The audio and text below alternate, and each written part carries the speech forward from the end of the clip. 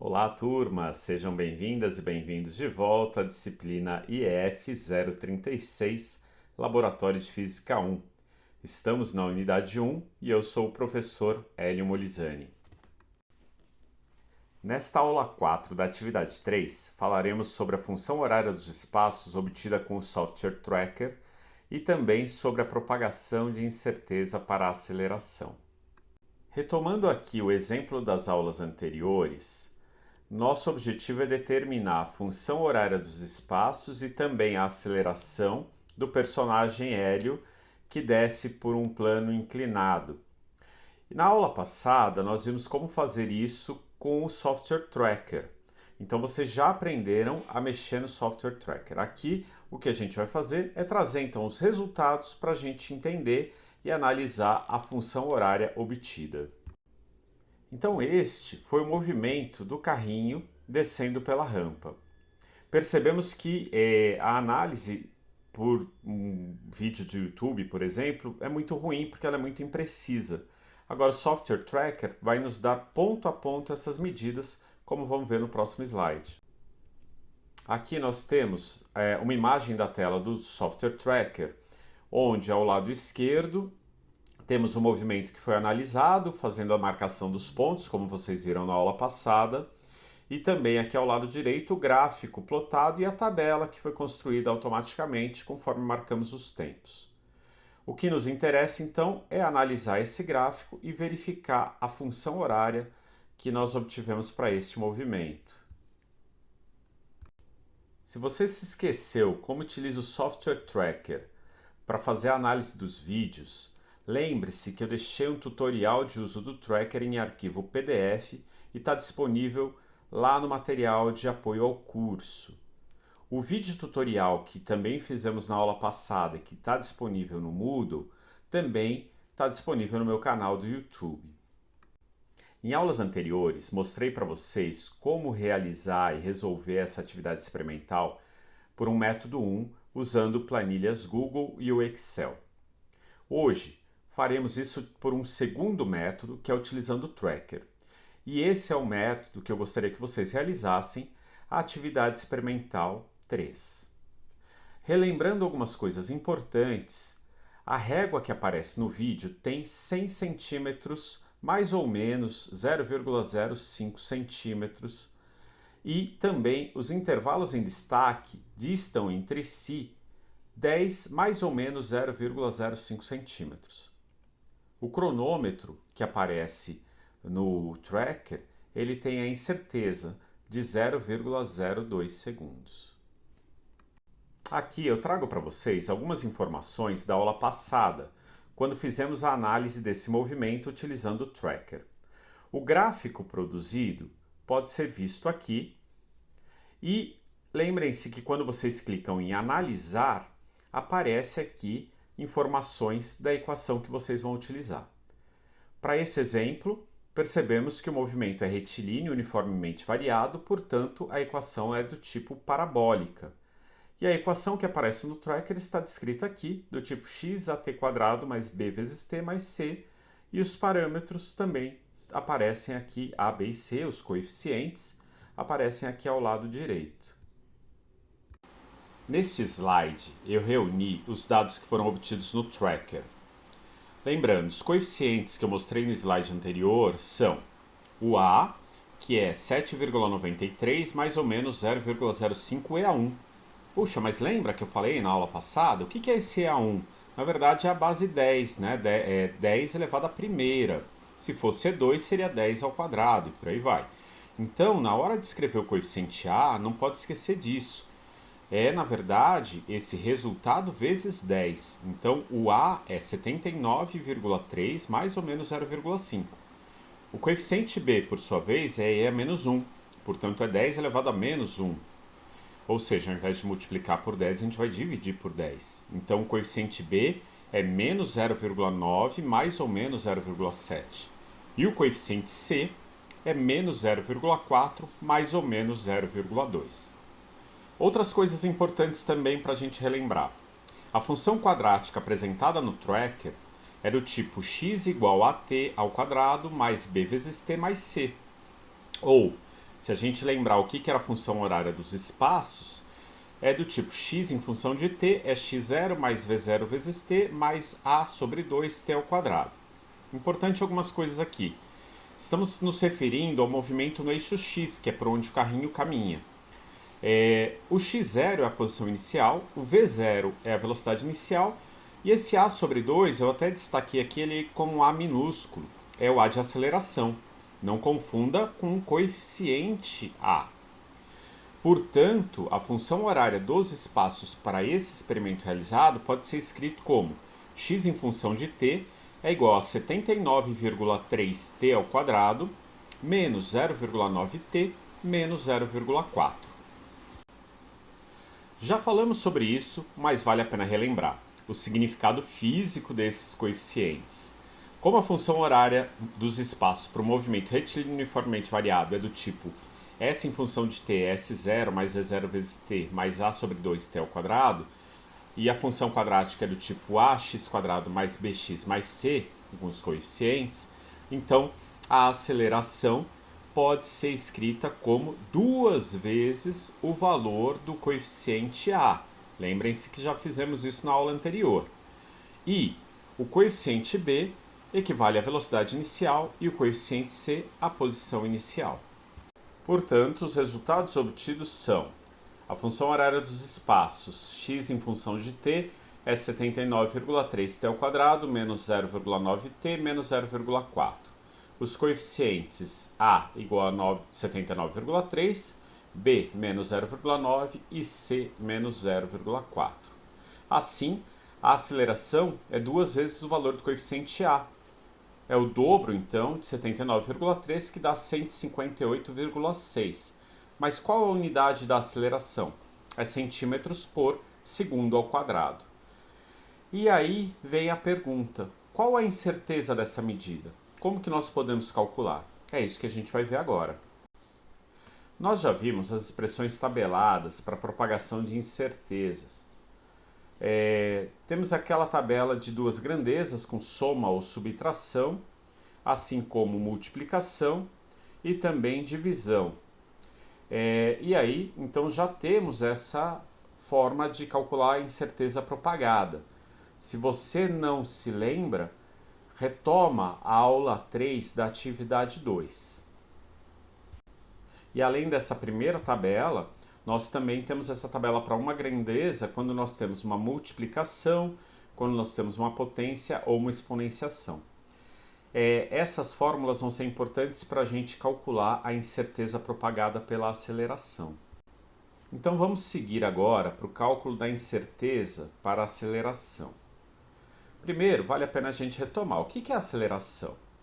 A aceleração é a variação da velocidade do móvel de acordo com o intervalo de tempo. Então a gente pode escrever a aceleração como ΔV sobre ΔT, né? Temos aqui ao lado. Mas o que é ΔV?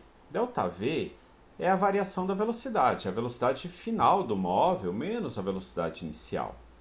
Em outras palavras, a gente pode falar que a velocidade final simplesmente, né, é a velocidade com que o carrinho chega lá no fim da rampa. E a velocidade inicial é quando ele começa o movimento, que a gente vê que é praticamente zero.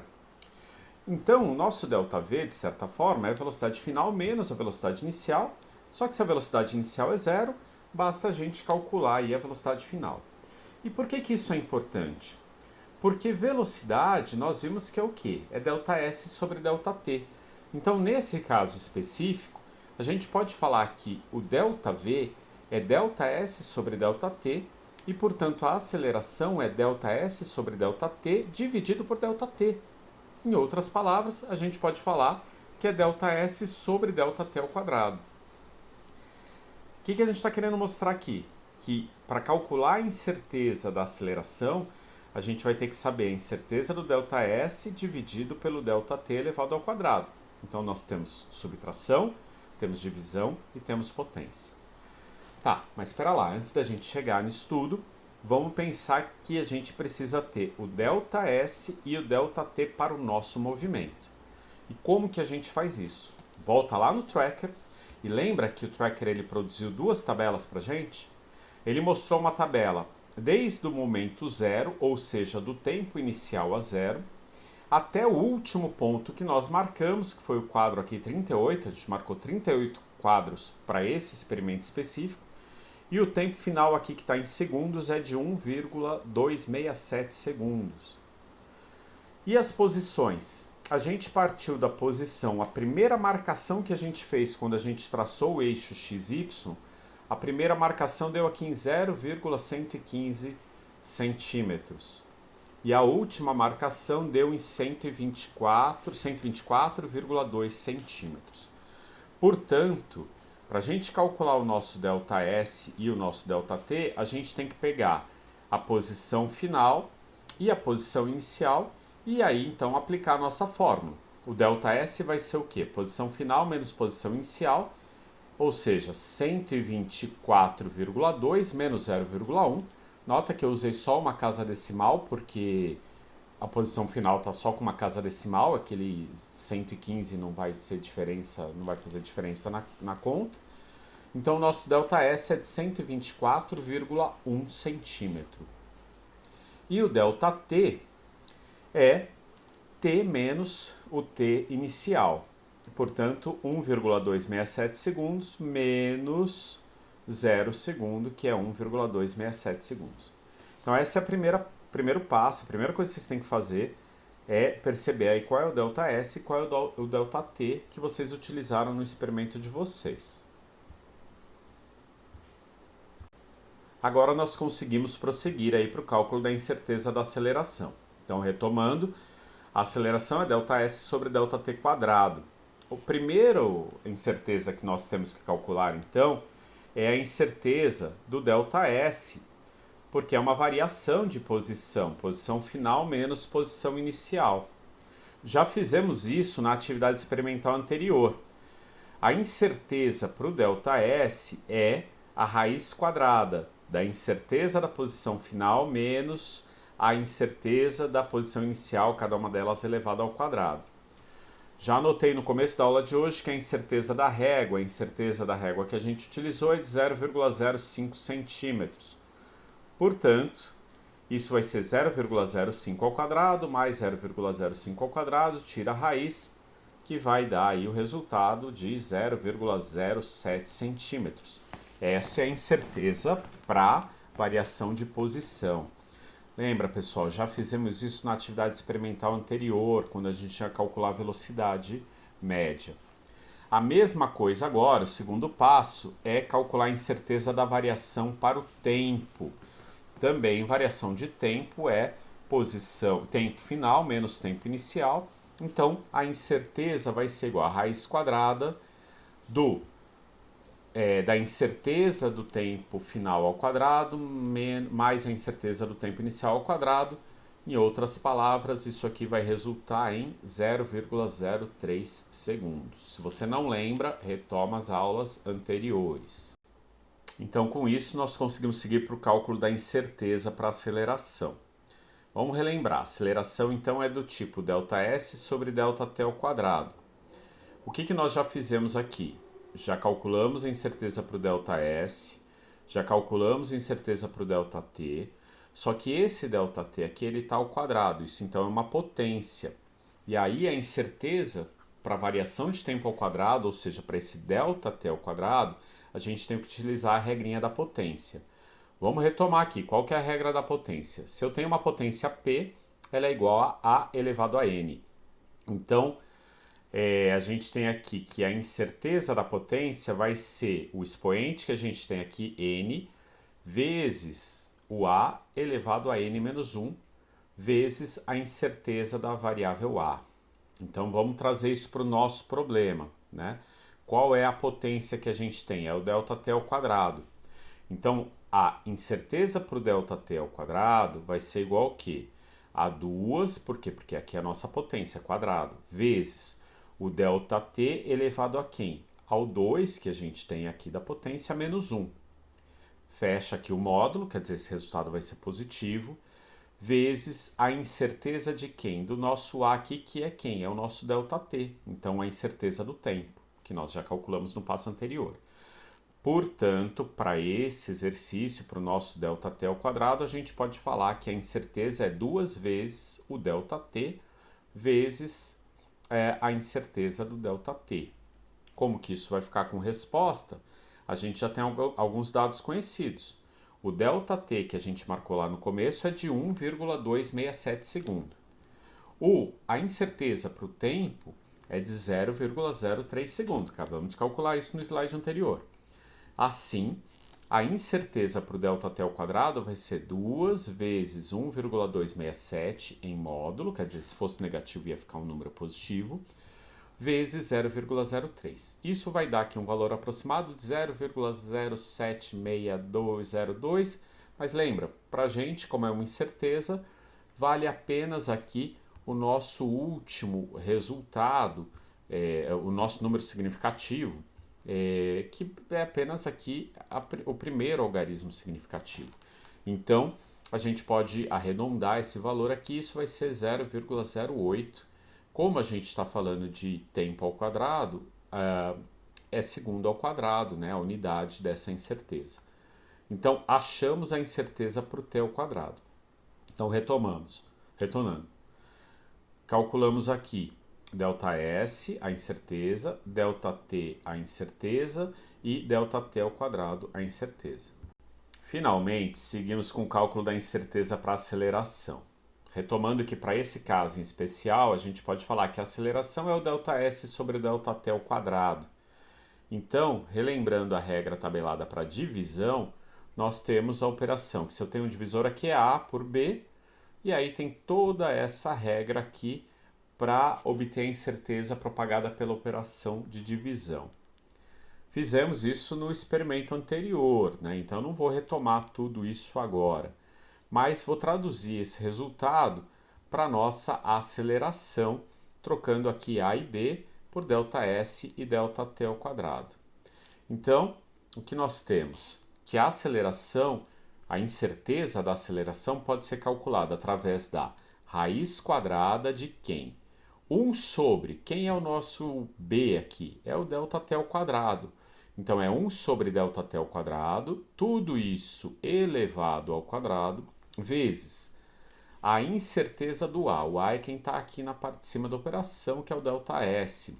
ΔS, a incerteza do ΔS ao quadrado, mais o A, que é o ΔS, dividido pelo B ao quadrado. Opa, o B já é um quadrado aqui, gente. Cuidado para não confundir. Então, isso é ΔT ao quadrado. E aí, tudo isso, toda essa operação é elevada ao quadrado. Então, esse ΔT ao quadrado também pode ser escrito como ΔT à quarta potência. Vezes o ΔT ao quadrado, a incerteza do ΔT ao quadrado. Então, vamos lá, vamos ver como que a gente calcula isso, vamos trocar isso tudo por números. Apenas trazendo a informação do slide anterior, que acabamos de deduzir, né? A incerteza para aceleração pode ser obtida através dessa equação, e esse é o nosso quarto passo. Então, quais os dados que nós já conhecemos? Primeiro, ΔS é 124,1 centímetros. A incerteza para o ΔS é 0,07 centímetro. O ΔT é de 1,267 segundos. Lembra que a gente pegou lá da tabela do tracker. A incerteza para o ΔT é 0,03 segundos. Tudo isso calculamos agora, hein, gente? E a incerteza para o ΔT ao quadrado é 0,08 segundo quadrado. Assim, substituindo esses resultados nesta equação, nós temos que isso tudo vai ser a raiz quadrada de 1 sobre o ΔT ao quadrado, 1,267 ao quadrado, tudo isso elevado aqui ao quadrado, vezes a incerteza do ΔS, que é 0,07 ao quadrado, mais, e aí aquele cuidado, né? 124,1, que é o ΔS, dividido pelo ΔT quadrado ao quadrado. Então, é 1,267 ao quadrado, tudo isso elevado ao quadrado, ou seja, a quarta potência, e todo esse resultado ao quadrado, vezes 0,08 ao quadrado. Então, cuidado, muito cuidado na hora de fazer essa conta. Eu até sugiro que vocês repitam essa conta aqui para verificar o resultado. Muito cuidado com a ordem aqui de multiplicar, de elevar ao quadrado, de dividir, de somar. Mas como resposta, isso aqui vai dar o resultado de aproximadamente 3,85 2,9. Então essa é a incerteza da aceleração.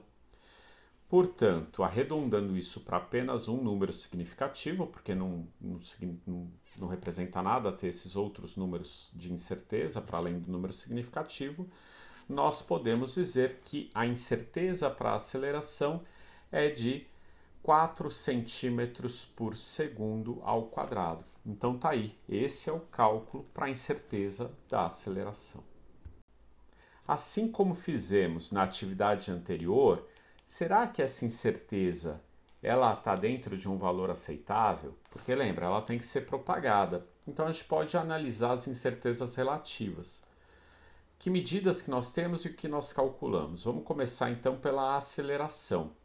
A incerteza relativa da aceleração, né, pode ser calculada através de incerteza da aceleração pelo valor da aceleração vezes 100%.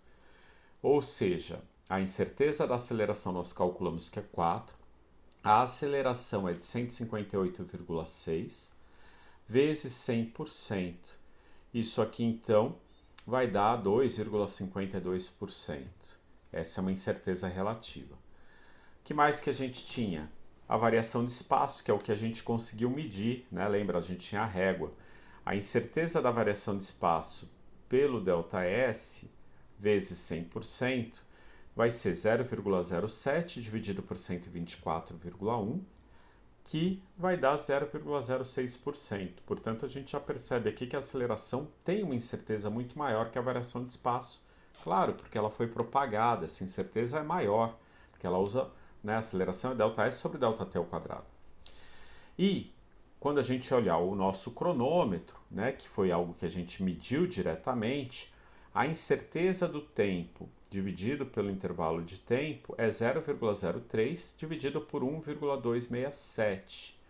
Ou seja, isso dá uma incerteza de 2,37%. Então a incerteza do cronômetro é de 2,37%, a incerteza da posição é de 0,06%, isso relativo. E se a gente analisar, então, de fato, a aceleração tem uma incerteza maior que essas outras duas grandezas. Então, a gente pode afirmar que a nossa aceleração, a incerteza da aceleração, ela é, de fato, coerente. Por fim, chegamos aos nossos resultados. A aceleração, ela pode ser escrita, então, como 159 mais ou menos 4 centímetros por segundo ao quadrado. Lembrando que o resultado da sua grandeza tem que ter o mesmo número de algarismos significados que a sua incerteza. E aí, a equação obtida, a função horária, ela pode ser escrita como x em função de t é igual a 79,3 t ao quadrado menos 0,9t menos 0,4. Pessoal, se vocês colocarem isso como resposta, não vou considerar errado, mas vale a pena a gente pensar um pouquinho no significado físico do exercício que a gente fez. Porque isso aqui é uma função matemática, e essa função matemática ela tenta se alinhar ali àquela curva de tendência, ela tenta achar a melhor curva que se alinha àqueles pontos. Se a gente for traduzir isso matematicamente também, pensando em questão de algarismos significativos, a gente está falando que a aceleração tem uma incerteza aqui de 4 centímetros por segundo ao quadrado. A gente tem aqui, a gente está em unidades, né, essa incerteza. Então vocês também podem escrever a função horária do espaço usando apenas, né, algarismos significativos inteiros aqui. Então eu não colocaria esse decimal. A gente pode escrever a função horária como x de t é igual a 79t ao quadrado menos 1t. Porque quando a gente arredonda aqui o 0,4, ele dá 0. Mas se a gente for além, porque aqui a gente está pensando só na questão matemática, vamos pensar pela questão física. Olha, de fato, o carro móvel partiu da posição 0. Então, quando a gente arredonda aqui 0,4 para 0, está dentro da nossa expectativa. Só que também, se a gente parar para pensar fisicamente, o carrinho partiu no momento que ele estava parado. Esse 1t, na verdade, é a sua velocidade inicial e ainda é negativa, significa que o carrinho está indo para trás. Isso por quê? Porque foi uma extrapolação matemática, foi um ajuste de curva. Se a gente parar para pensar de verdade fisicamente, o carrinho está partindo com uma velocidade inicial a zero. Então, faz sentido a gente desprezar essa velocidade inicial ou considerar que essa velocidade inicial é zero. Portanto, se vocês ajustarem o gráfico de vocês ou a função horária de vocês para a questão física, faz sentido vocês colocarem o V0 igual a zero e a posição inicial igual a zero. Portanto, está correto também se vocês colocarem que a função horária para esse movimento é do tipo x em t é igual a 79t ao quadrado, apenas isso aqui. Vejam que a velocidade inicial e a posição inicial a gente considerou zero e percebe que o 79 é a metade da aceleração. Se você multiplicar isso por 2, vai dar 158.